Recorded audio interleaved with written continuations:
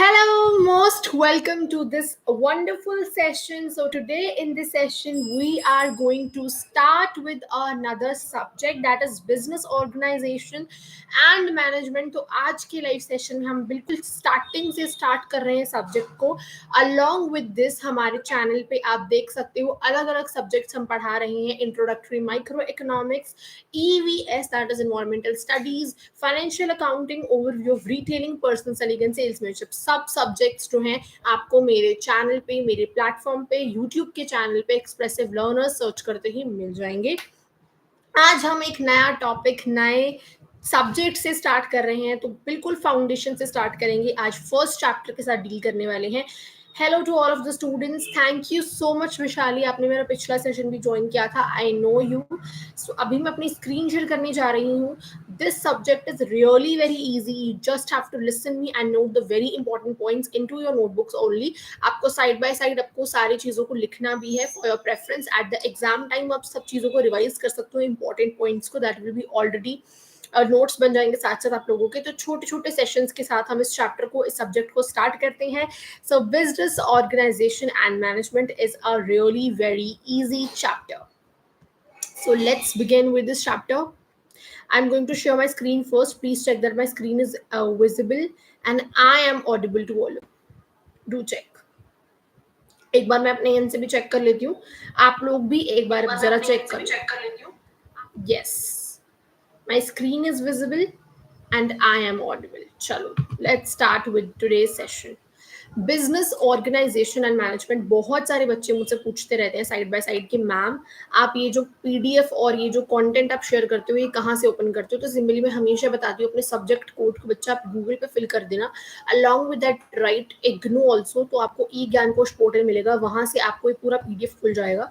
Readily material available है. वरना अगर आपको नहीं समझ में आता है कि मैं कहाँ से कॉन्टेंट को यूज कर रही हूँ, ठीक है, कहाँ से कंटेंट चला रही हूँ, तो मैं आपको अपने शॉर्ट्स के अंदर, मेरे चैनल के शॉर्ट्स में मैंने अपलोड करा हुआ है सारा कंटेंट को कैसे व्यू कर सकते हो. वो पूरा मेथड मैंने एक्सप्लेन करा हुआ है, वहां से भी आप देख कर आ सकते हो.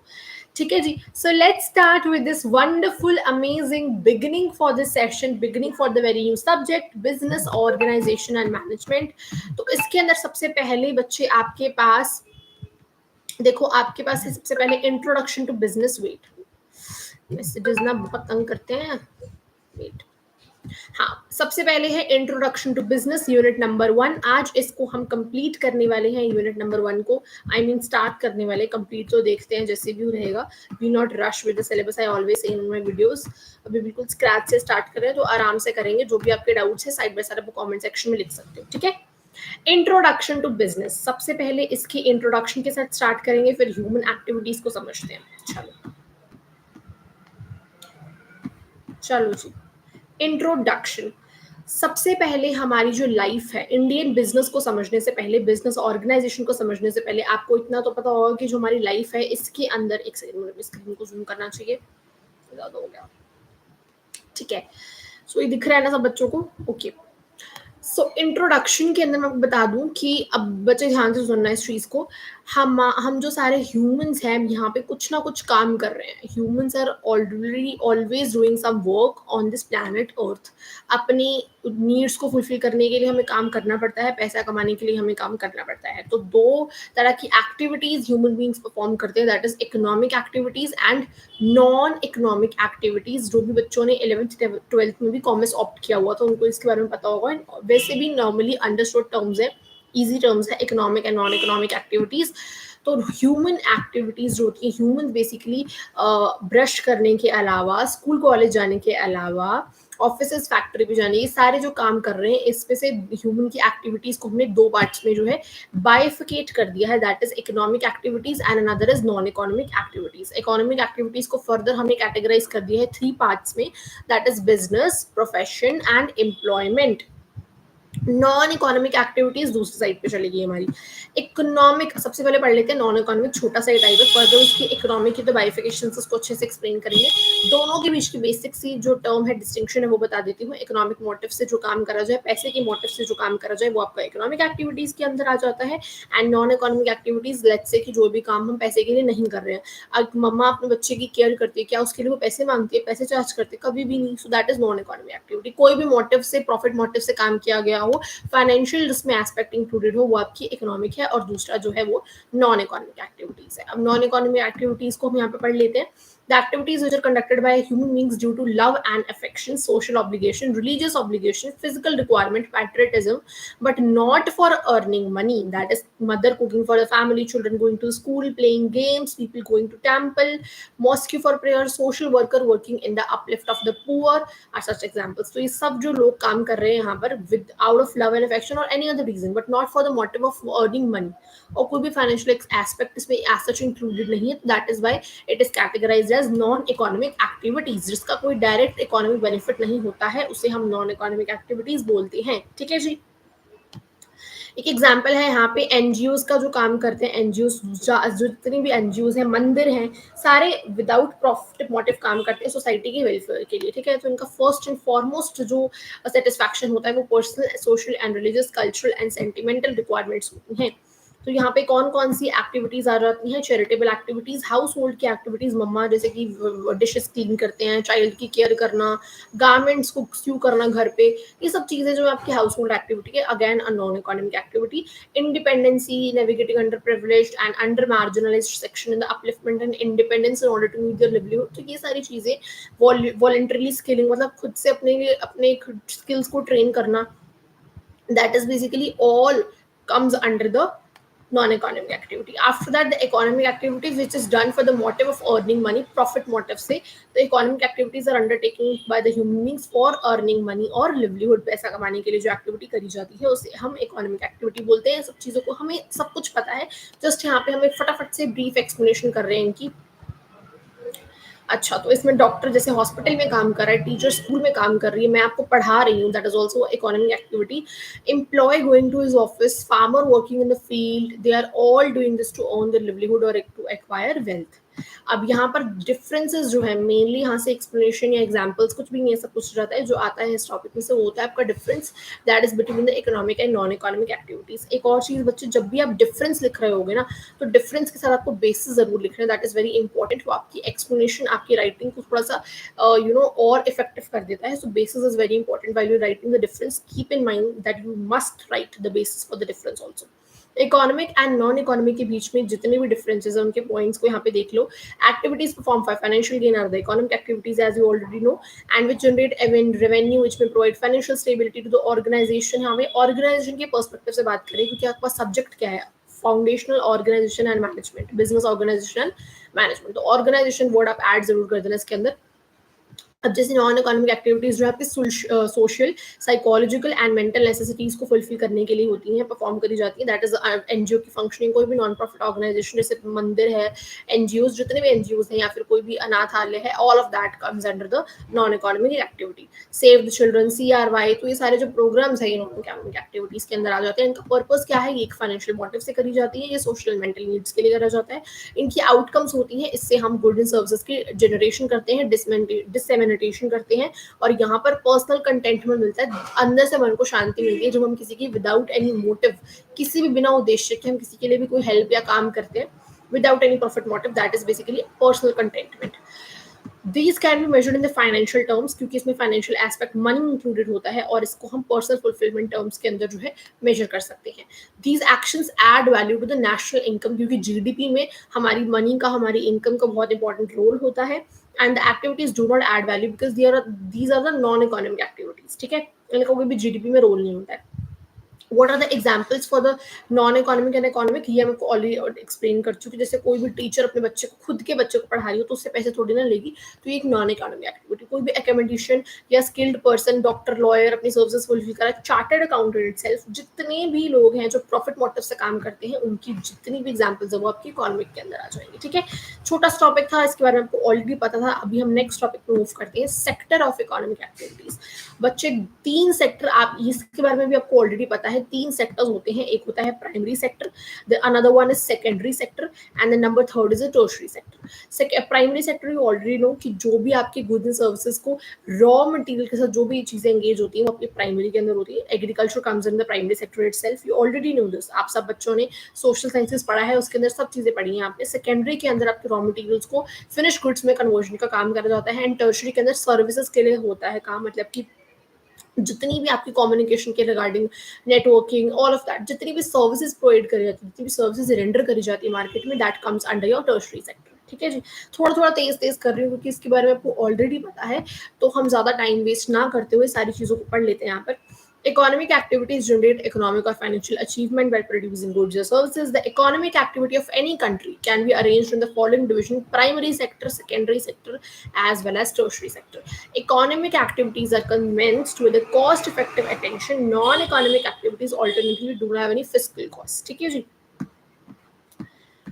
Okay, primary economic sector. Primary economic sector बच्चा, प्राइमरी इकोनॉमिक सेक्टर जहाँ पर गुड्स की प्रोडक्शन के लिए काम करा जाता है, agriculture, animal husbandry, breeding, forestry, fishery, hunting, that are all the primary economic sector.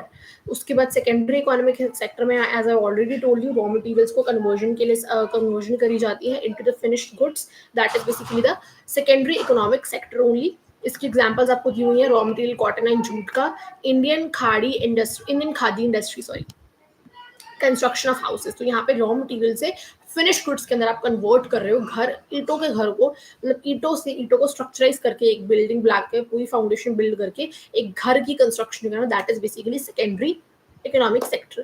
Tertiary economic sector के अंदर सर्विसेज के रिगार्डिंग होता है, डोमेन्स के अंदर, डिस्टिंग्विश्ड डोमेन्स के अंदर अलग अलग तरह से जो हम सर्विसेज ट्रीट करते हैं, डॉक्टर अपनी सर्विसेज देता है, वो सारी चीजें आपके टर्शरी इकोनॉमिक सेक्टर में आ जाती है। ठीक है जी। Business, profession, employment. अब मैंने आपको जैसे कि बताया था, when we were discussing about the economic activities, उसको हमने 3 पार्ट्स में बाइफिकेट कर दिया है, business, another is profession, and the number third is employment. Business, profession, employment की आप डेफिनेशन इसके बारे में भी आप ऑलरेडी 11th क्लास में पढ़कर आए हो, if you have opted for the commerce. अगर आप बीकॉम कर रहे हो तो मैं समझ सकती हूँ कि आपने कॉमर्स ही लिया है, मैं ये होप करके चल रही हूँ।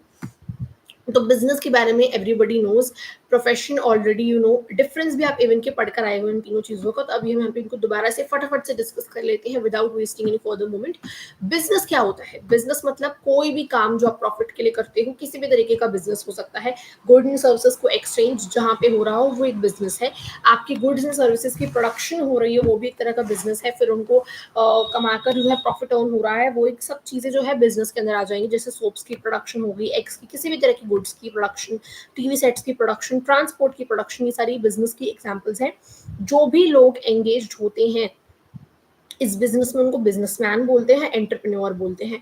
बिजनेसेस के अंदर जो बिजनेसमैन होता है उसको हम क्या बोलते हैं?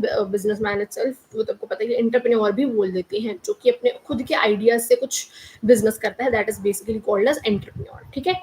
प्रोफेशन होता है जहाँ पर रिस्ट्रिक्टेड एंट्री होती है, कुछ पर्टिकुलर एग्जामिनेशन, कुछ क्राइटेरिया होता है, किसी प्रोफेशनल नॉलेज के बेसिस पे, उसके आधार पर आपको वहाँ पे एंट्री मिलती है। स्पेशलाइज्ड नेचर होता है, education, training, all of that. ये पर्सनलाइज सर्विसेज रेंडर करने का काम करता है। डॉक्टर क्या करता है? अपनी सर्विसेज देता है टू द पेशेंट। एक चार्टर्ड अकाउंटेंट भी अपने क्लाइंट्स को सर्विस प्रोवाइड करता है, तो that is basically comes under the profession, that will basically come under the profession only. Services rendered by the doctors, lawyers, chartered accountants, इनके लिए एक प्रोफेशनल बॉडी भी है, जैसे सीए के लिए है ICAI, उनके अंदर रजिस्टर्ड होते हैं। डॉक्टर्स भी, ऐसे लॉयर्स भी बार काउंसिल के अंदर रजिस्टर्ड होते हैं। ठीक है। तो एग्जाम्पल के लिए, जैसे bar council of the India is a professional body for the lawyers. ये प्रोफेशनल बॉडी क्या है? प्रोफेशनल बॉडी प्रिस्क्राइब करती है nature and types of educational qualifications and training required to practise the concern professional body and follow the code of conduct prescribed by such body. Professionals charge some fees for the professional services they render. Okay जी, profession के बारे में already know that much कि मुझे explain करने की ज़्यादा sufficient need नहीं है, ऑलरेडी चीज़ों के बारे में आपको ऑलरेडी पता है। ठीक है जी। एम्प्लॉयमेंट क्या होता है? जब हम किसी के अंडर रहकर कुछ काम करते हैं, जैसे किसी कंपनी के अंदर एम्प्लॉयज अपॉइंट करते हैं उसके एक्टिविटीज को अंडरटेक करने के लिए, that is basically termed as employment. ठीक है। Activity assigned to a person by the employer under an agreement. जैसे कि टीचर्स जो होते हैं स्कूल के अंदर, प्रिंसिपल के अंदर एम्प्लॉयड, उनके एम्प्लॉयमेंट के अंदर एम्प्लॉयज कहलाते हैं। Teachers are the employees for the principal. ठीक है। Comes under the category of the employment. Person undertakes any activity is called employee. For performing such activity, the employee receives remuneration from the employer in the form of wage, salary, allowances, bonus. So festival time पे हमें bonus मिलता है अगर हम कुछ extra काम करते हैं, additional workers होते हैं हमारे, whatever, तो उसके लिए हमें जैसे monthly basis पे employer को salary भी मिलती है। सॉरी, एम्प्लॉयर सैलरी देता है एम्प्लॉय को सैलरी मिलती है, ठीक है जी। होटल में, कॉलेज में, ऑफिस में वर्कर्स जितने भी काम करते हैं, सर्विसेज देते हैं, उनको हम वहाँ पर एम्प्लॉयमेंट होती है। और एम्प्लॉयज़ की एम्प्लॉयमेंट की एग्जाम्पल यहाँ पे आपको दी है। Even professionally qualified person so work as employees in various organisations, as I have given you example already. Teachers क्या हैं, टीचर्स भी तो पढ़े लिखे होते हैं, क्वालिफाइड होते हैं प्रोफेशनली, तो वो भी एक एज अ एम्प्लॉय काम कर सकते हैं गवर्नमेंट या प्राइवेट हॉस्पिटल्स में। वो डॉक्टर्स की बात कर रहे हैं यहाँ पर, टीचर्स की एग्जाम्पल भी आप इजीली यहाँ पर पढ़ सकते हो, ठीक है। Employment is alliance between the two parties that is often dependent और agreement when the work is compensated for, जहाँ पे एक पार्टी जो है प्रॉफिट मोटिव के लिए काम करती है, नॉन प्रॉफिट के लिए, ठीक है जी। एक होती है एम्प्लॉयर और दूसरी पार्टी क्या होती है, एम्प्लॉय होती है। जैसे एक एम्प्लॉयर ने एक प्रिंसिपल ने बाकी एम्प्लॉयज को हायर करा, टीचर्स को हायर करा, ठीक है जी। तो दो पार्टीज यहाँ पे इन्वॉल्व होती है और इनके बीच में एक कॉन्ट्रैक्चुअल एसोसिएशन होता है, इनके बीच में एक कॉन्ट्रैक्ट एंटर होता है। जैसे कोई भी teacher with in the session, जैसे 12 मंथ्स का सेशन है एक बच्चे का, उसके बीच में टीचर कभी भी लीव नहीं कर सकती, एक पूरा एकेडमिक सेशन उसको कंप्लीट करना पड़ता है। और ब्ला ब्ला क्राइटेरियाज होते हैं। तो अलग अलग तरीके से जो है एसोसिएशंस के अंदर कॉन्ट्रैक्चुअल एसोसिएशंस होती है, कॉन्ट्रैक्ट्स अलग अलग तरह के बने होते हैं, ठीक है जी। आई होप समझ में आ रहा होगा। जो भी डाउट्स हैं आप लिख सकते हो कमेंट सेक्शन के अंदर। Employment is typically governed by the employment laws, regulations, legal contracts, जिसको वायलेट करना इज वेरी डिफिकल्ट एंड कर भी नहीं सकता कोई वायलेट, ठीक है। तो ये था आपका एम्प्लॉयमेंट का। अब एम्प्लॉयमेंट की कुछ टाइप्स हैं, ये भी मैं आपको फटाफट से पढ़ा देती हूँ। There are some types for employment, मतलब अलग अलग तरह की एम्प्लॉयमेंट होती है। जैसे कुछ, जैसे अब मेरी बात से आप ध्यान देना, टीचर्स हैं, एक ग्रुप है टीचर्स का, वो भी एम्प्लॉयज हैं। और एक ग्रुप है मैसन वर्कर्स का, जो घर बिल्ड करे, उनके अंदर कोई प्रोफेशनल सर्विस है या फिर वो कोई क्वालिफाइड तो नहीं है, वो इतने स्किल्ड भी नहीं है। तो हाईली स्किल्ड है, एक बिल्कुल अनस्किल्ड, दोनों के लिए सेम रूल होगा है, दोनों के लिए सेम तरह के एम्प्लॉयमेंट लेवल्स होंगे, उनकी टाइप्स अलग होंगी। तो इस यहाँ पे हम इस तरीके से पढ़ने वाले कि किस किस तरह की टाइप्स होती हैं एम्प्लॉयमेंट की, डिफरेंट टाइप्स है एम्प्लॉयमेंट के अंदर। एम्प्लॉयज़ को अलग तरह से रिक्रूट करा जाता है, सेवरल टाइप्स होती हैं। तो कुछ तो जिसके अंदर हम उनकी इंस्ट्रक्शंस अलग होती हैं, वर्किंग आवर्स अलग होती हैं, place of work mentioned in the contract that always differs with the types, ठीक है। Number 1 is a full time employment. Full time employment क्या होता है, जहाँ पर हम नंबर ऑफ आवर्स सामने रख देते हैं, कितने घंटे तुझे काम करना ही पड़ेगा। फुल टाइम एम्प्लॉयमेंट, इतने घंटे का काम है, 10 घंटे का है, 12 घंटे का काम है, व्हाटएवर। तो उसके अंदर टाइम बेसिस पे, आवर्स के बेसिस पे आप लिखते हो। It is usually accompanied by the benefits that are not ordinarily offered to the part time employees, ठीक है जी।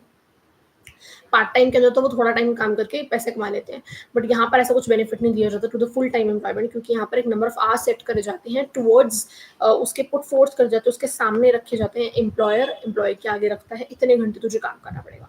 पार्ट टाइम के अंदर बच्चे एम्प्लॉयज कुछ ही घंटे काम करता है, फ्यूअर आवर्स पर वीक के accordingly than the full time employee. Such employees are not entitled to the all benefits that full employees are given. Full time employees के इतने बेनिफिट्स नहीं मिलते जितने पार्ट टाइम एम्प्लॉयमेंट के अंदर benefits हमें देखने को मिलते हैं, ठीक है जी। Casual employment, what does this means? Casual employment मतलब कैजुअल एम्प्लॉयज को रिक्रूट करा जाता है इरेगुलर बेसिस पे।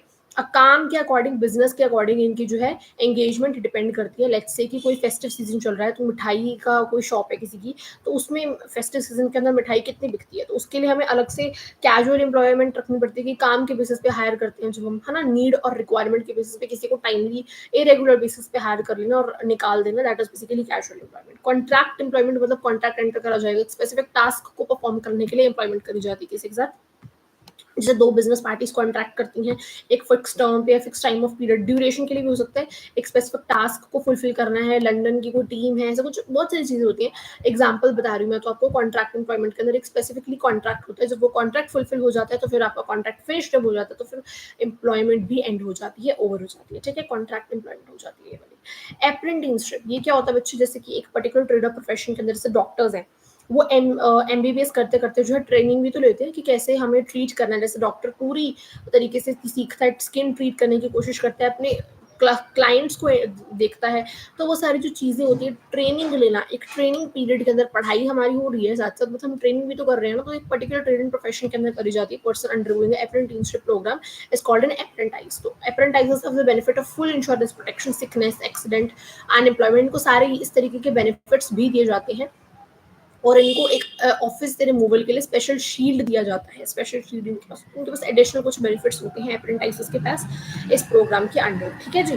इस एम्प्लॉयमेंट प्रोग्राम के अंदर। After that comes a seasonal employment, जैसे मैंने आपको सीजनल बेसिस पे कुछ हायर करना वर्कर्स को, मिठाई वाले वर्कर्स को फेस्टिव सीजन पे हायर करा जाता है, एक्स्ट्रा उनको एम्प्लॉय करा जाता है, तो seasonal workers provided services on the seasonal basis only. For the example, in the hotel catering trade, seasonal workers are subjected to the cooperative settlement provisions regarding their work as time and full insurance protection, full social insurance protection, ये ऊपर जो हमें पड़ी full insurance protection, sickness, accident, unemployment, pension insurance, ये सारी जो है traditional additionally थोड़े से बेनिफिट्स हैं। ठीक है जी, आ गया समझ में?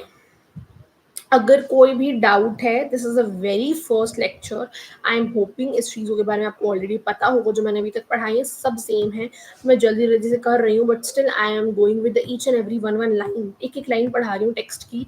स्टिल अगर आपको कोई डाउट लगता है then you can enter in the comment section, आप अपने डाउट्स को एंटर कर सकते हो। Now, what is the comparison for the three terms business, profession, and employment? Let's come to the reference. Comparison means a reference along with the basis. Okay, अब basis के साथ लिख कर difference, that will be more good for you. Mode of establish, अच्छा difference आप खुद कर सकते हो बच्चों, मैं ये होप कर रही हूँ मैंने एक्सप्लेन कर दिया, तीनों चीज़ों को अच्छे से एक्सप्लेन कर दिया, तीनों की चीज़ों के आपको डिफरेंसेस भी लिखने आने चाहिए, छोटू सा डिफरेंस है, एक बार अपने एंड से करके देखना।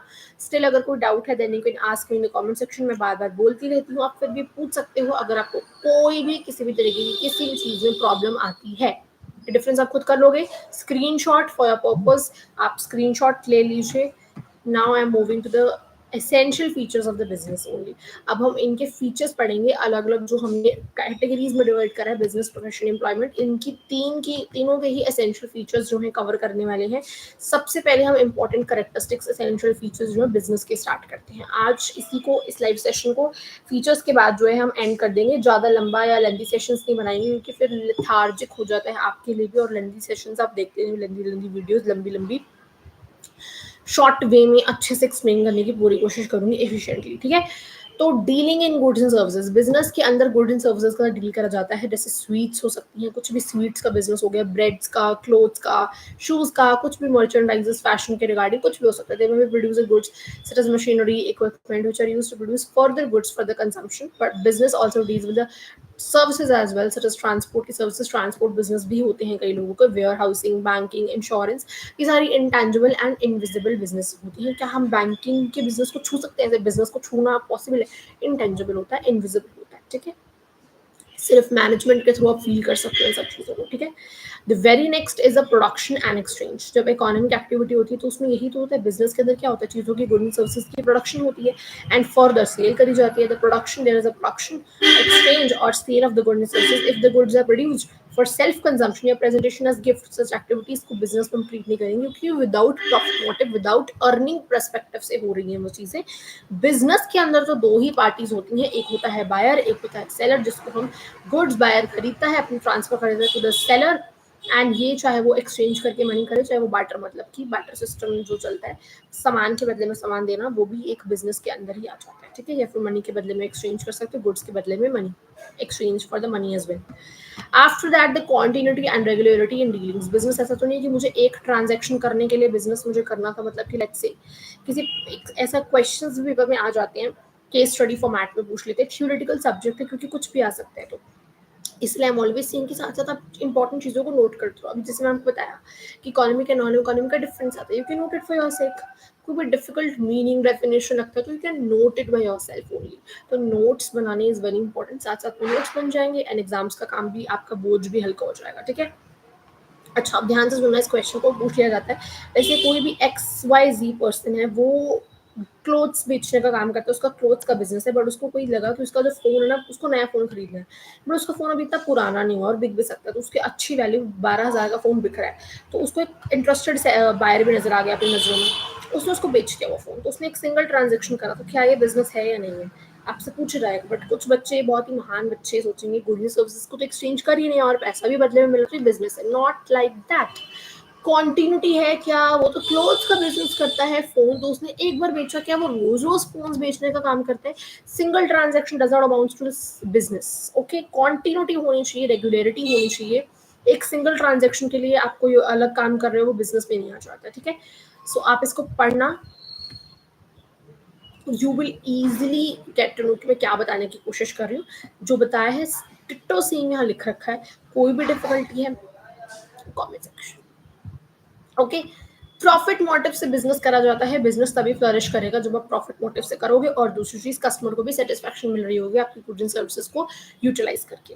Profit is very essential for to the business to survive, to grow, to expand and to get recognition in the business, sorry, in the market. ठीक है जी, प्रॉफिट मोटिव के लिए earning profit is a primary motive. किस लिए हम पैसा कमाते हैं? प्रॉफिट कमाने के लिए, सॉरी, किस लिए बिजनेस करते हैं? प्रॉफिट कमाने के लिए। ठीक है जी। एलिमेंट्स ऑफ रिस्क, बिजनेस में रिस्क भी बहुत ज्यादा इन्वॉल्व होता है, ज्यादा रिस्क लोगे ज्यादा आपको प्रॉफिट मिलेगा, बट ये उल्टा भी हो सकता है, ज्यादा रिस्क और ज्यादा लॉस भी हो सकता है। तो रिस्क का जो फैक्टर होता है वो बिजनेस के अंदर आ जाता है। There is a possibility of incurring loss because risk भी है बिजनेस के अंदर। कभी कभी कुछ कॉन्ट्रैक्ट, कुछ चीजों को बेचना पड़ता है, खरीदना पड़ता है, कुछ रिस्क के ऊपर की बिक जाएंगी, बट बाद में अगर वो क्वांटिटी ज्यादा खरीदी और बिकी नहीं, that is also one of the useless thing ever. So loss की भी पॉसिबिलिटी सामने आ जाती है। वेट,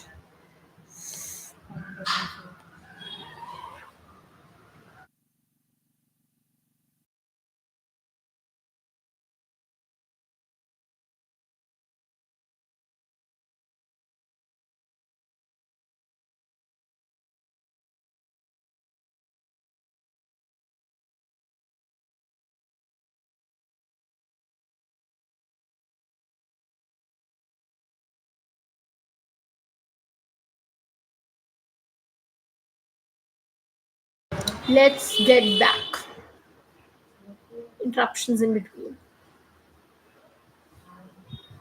चलो जी, एलिमेंट्स ऑफ रिस्क भी हो जाते हैं, और कुछ बिजनेस के ऑब्जेक्टिव्स हैं, सर्वाइवल, प्रॉफिट, वो सब चीजें हैं, वो मैं आपको, अच्छा, 3 ऑब्जेक्टिव्स है, human, social and all of that.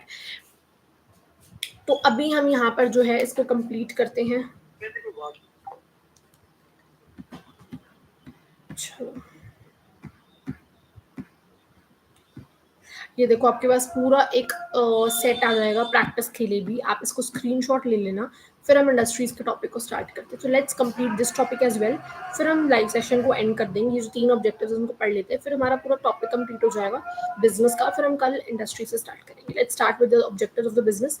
ये सब चीज़ आपको ऑलरेडी पता है, कुछ भी बोरिंग ऐसा लग रहा था फटाफट से लीड करके छोड़ दो। I am also trying to be like keeping it really very simple for you all, और जल्दी जल्दी करवा रही हूँ। नो सीधा काम, नो उसको क्या बोलते हैं, एक मेम भी है, सीधी बात, नो बकवास। बट नहीं, पढ़ाई है तो ऐसे I not use this language as well. तो जस्ट एक मेम था, फन पर्पस के लिए आपको बताया मैंने, सीधी बात, नो बकवास। चलो, ऑब्जेक्टिव्स ऑफ बिजनेस, कहीं चले जाते हो आप, move back to the topic. 3 objectives होते हैं, economic objectives, social objectives and human objectives. ठीक है जी। इकोनॉमिक ऑब्जेक्टिव्स कौन से होते हैं? सेटिस्फैक्टरी प्रॉफिट्स कमाने के, नए मार्केट्स को एक्सप्लोर करने के, नंबर ऑफ कस्टमर्स को क्रिएट करने के लिए, ज्यादा से ज्यादा कस्टमर, अपने बिजनेस को एक्सपैंड करना, इनोवेशन लाना, अपने गुड एंड सर्विसेज को इंप्रूव करना। That are all the economic objective. Social objectives मतलब कि साथ साथ अपनी कम्युनिटी का भी ध्यान रखना, अपने एनवायरमेंट का भी टेक केयर करना। Providing more and more employment opportunities to the people in the country, एक सोशल ऑब्जेक्टिव हो गया। Supply of quality goods to the, अरे बीच में क्यों आ जाती, ये ले लो वो ले लो। चलो, providing goods in some reasonable prices ensure fair returns to the investors, avoidance of profiteering and unfair practices, production of goods in accordance with the national interest and priorities। ये आपके आ जाएंगे सोशल ऑब्जेक्टिव्स। ठीक है जी।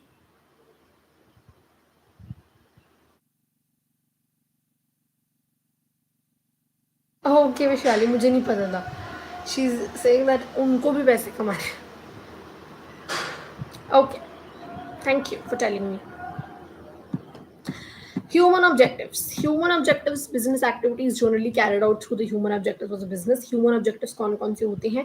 अपना जो human resource management है, that is very important, क्योंकि लोग ही चलाएंगे आफ्टर ऑल बिजनेस को। तो जितना मर्जी एक्सपैंड कर लो, लोगों के बहुत बड़ा कंट्रीब्यूशन होता है। तो उसको कैसे मैनेजमेंट रखनी है अपनी ह्यूमन रिसोर्स, उनको कैसे साइकोलॉजिकल सेटिस्फैक्शन देनी है, एम्प्लॉयज को कैसे उनकी एडिशनल बेनिफिट्स देनी है, ह्यूमन ऑब्जेक्टिव्स को भी फुलफिल करना, ह्यूमन रिसोर्स के भी डेवलपमेंट करना utmost important है for carrying out and expanding your business. Okay, अब इसके बाद हम इस चीज़ों को बाद में पढ़ेंगे, इंडस्ट्री की कैटेगरी के बारे में, वो commerce industry, industry and commerce के बारे में पढ़ेंगे नेक्स्ट लाइव लेक्चर के अंदर।